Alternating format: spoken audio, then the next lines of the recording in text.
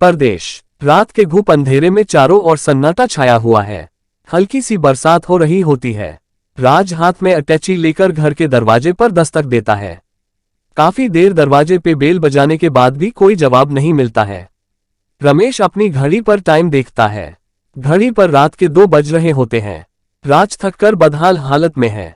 राज वही बरंडे के सामने अपने अटैची से तौलिया निकलकर जमीन पर बिछाकर लेट जाता है। सुबह होते ही सिमरन ऑटो से घर पर आती है। सिमरन के सामने घर पर रमेश बरंडे के बाहर सो रहा होता है। सिमरन, राज को हिलाकर राज गहरी नींद से उठता है। सिमरन, तुम यहाँ बाहर क्यों सो रहे हो? राज, क्या करता मैं? सारी रात दरवाजे की घंटी बजाता रहा लेकिन तुमने दरवाजे खोला ही नहीं, तो आखिर में यहीं पर सोना पड़ा। सिमरन, अरे यार, कम से कम अपने आने का मुझे खबर तो कर देते, तो मैं घर पर ही रहती। राज, तो तुम घर पर नहीं थी? सिमरन, नहीं, वो निशा है न, उसी के बर्थडे पार्टी में गई थी। काफी देर हो जाने की वजह से मुझे रात में वहीं पर रुकना पड़ा। राज, खैर अच्छा किया, रात में अकेला चलना इस सिटी में ठीक नहीं, खासकर तुम जैसी खूबसूरत हसीन लड़की का। राज सिमरन को अपनी बाहों में भर लेता है। सिमरन राज के हाथ को छुड़ाते हुए, राज, तुम कहीं पर भी शुरू हो जाते हो, हटो, मुझे दरवाजा तो खोलने दो। सिमरन घर का दरवाजा खोलती है और दोनों कमरे के भीतर जाते हैं। कमरे में आते ही राज सिमरन को बाहों में भर लेता है। सिमरन के ओंठों को चूमते हुए राज अपने आप पर काबू रोक नहीं पाता है। उसी वक्त पस मेरखे सिमरन के मोबाइल पर रिंग बजती है। सिमरन राज के बाहों से अपने आप को छुड़ाते हुए राज से दूर होती है। राज, क्या हुआ? सिमरन, रात की पार्टी से मैं ऑलरेडी थक चुकी हूं, फिर कभी प्लीज। राज, क्या यार, तुमने पूरा मूड खराब कर दिया। खैर आज रात में तो सब ठीक रहेगा ना? सिमरन अपने पर्स से अपना मोबाइल निकलती है और अलमारी से अपने कपड़े निकालती है और नहाने के लिए बाथरूम की ओर जाती है अपना मोबाइल साथ लेकर। राज, कौन कॉल कर रहा था? सिमरन, मम्मी का कॉल है। सिमरन अपना मोबाइल लेकर बाथरूम में चली जाती है। राज, अरे नहाने जा रही हो, कम से कम अपना मोबाइल तो बाहर रख दो। राज अपने आप से बातें करते हुए, सिमरन का हमेशा का यही नाटक है। खैर आज रात में मैं छोड़ूंगा नहीं। सिमरन बाथरूम में नहा रही होती है। उसी समय उसके मोबाइल पर कुछ टेक्स्ट मैसेजेस आता है। मोबाइल में message, are you alone at home? Simran, no. Battery न होने से सिमरन का मोबाइल अपने आप स्विच ऑफ हो जाता है। राखी दरवाजे पे बेल बजाता है। राज दरवाजा खोलता है। राज, अरे राखी, तू आ, अंदर आ, कितने दिनों बाद तेरी मेरी मुलाकात हो रही है। अरे यार, अंदर क्यों नहीं आ रहा, चल अंदर आ। राखी पूरे घर में अपनी नजरें दौड़ाता है। राज, क्या देख रहा है? ओह, अब समझा, तू मेरे घर पहली बार आया है ना? अरे यार, गरीबों का घर है, छोटा ही होता है। राखी, ओह कम ऑन राज, ऐसी कोई बात नहीं। राज, आज से पहले तू कभी घर के अंदर नहीं आया, बस बाहर से ही चला जाता था।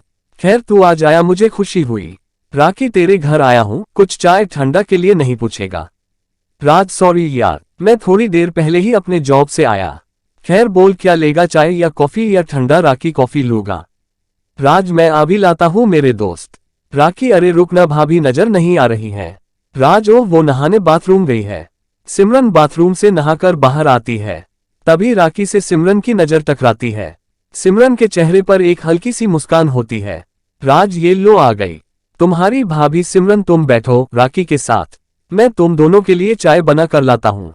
सिमरन, नहीं राज, तुम रुको, मैं बना कर लाती हूँ। राज, नहीं नहीं, तुम बैठो ना, मुझे भी कभी कभार किचन में काम करने का मौका दिया करो। सिमरन, तुम बैठो, मैं बनाता हूँ। राज किचन में चाय बनाने चला जाता है। हाल के कमरे में राखी और सिमरन अकेले रहते हैं। राखी, बहुत हॉट लग रही हो, तुम मेरे कॉल का आंसर क्यों नहीं दे रही थी? सिमरन, तुम्हें पता है न राज घर आ गया है, प्लीज भगवान के लिए जाओ तुम। राखी, पहले वादा करो आज रात को मिलने आओगी ना? सिमरन खामोश निगाहों से राखी की तरफ देखते रहती है। सिमरन, अब कैसे आ सकती हूँ, एक समस्या जो अब घर आ गई है। राखी, उसी का सलूशन लाया हूँ। सिमरन, क्या? राखी धीरे से कहता है, विश। राखी अपनी जेब से विश की छोटी बोतल निकालकर सिमरन के हाथ में दे देता है और फिर राखी कमरे से चला जाता है। राखी के जाने के बाद राज चाय का कप लेकर कमरे में आता है। राज, अरे सिमरन, राखी कहाँ गया? सिमरन अपने हाथ में लिए विश की छोटी बोतल को अपने कपड़े में छिपा लेती है।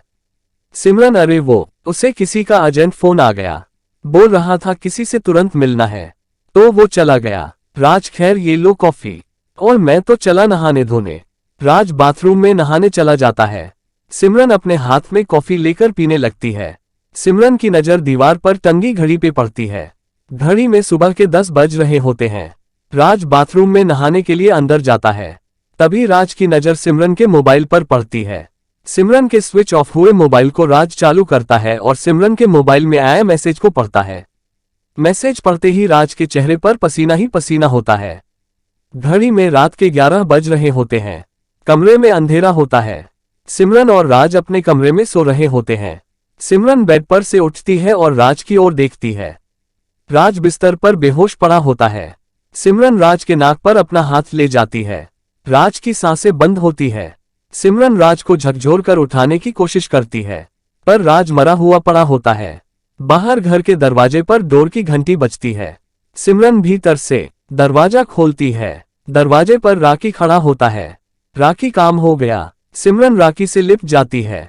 सिमरन के चेहरे पर मुस्कान होती है।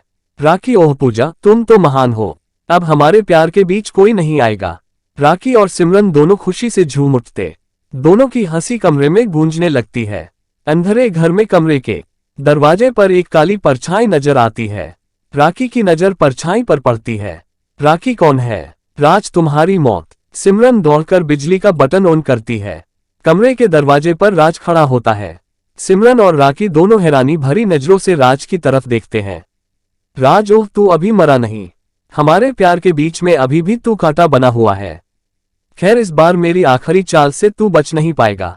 राकी अपनी जेब से पिस्टल निकालकर राज पर तान देता है। राकी, सिमरन, बोल, इस राज कमीने के साथ क्या करना है? सिमरन, लेकिन राकी, ये बचा कैसे? राज, मैंने तुम्हारे मोबाइल पर उस मैसेज को पढ़ लिया था जिसमें मेरी आज की रात आखिरी रात होने वाली थी। अब पीछे फ्लैशबैक में चलते हैं। राज बाथरूम में सिमरन के मोबाइल पर मैसेज पढ़ते ही उसके चेहरे पर पसीने के छींटे होते हैं। राज, सिमरन, मैं कमरे में सोने जा रहा हूँ। घड़ी में रात के 11 बज रहे होते हैं। सिमरन दूध के गिलास में विष की बोतल से जहर मिलाती है। राज कमरे में पहले से सो रहा होता है। सिमरन दूध का गिलास लेकर कमरे में जाती है। राज, राज उठो। राज, कहो न क्या हुआ? सिमरन, मैं तुम्हारे लिए दूध लाई हूँ, ये लो। राज बिस्तर से उठकर बैठ जाता है। राज, सिमरन, मेरे लिए एक गिलास पानी लेकर आना। सिमरन, लेकिन पहले दूध तो पी लो। राज, सिमरन, ये दूध मुझे दे दो, लेकिन मेरे लिए पहले एक गिलास पानी ला दो। राज सिमरन के हाथ से दूध का गिलास ले लेता है।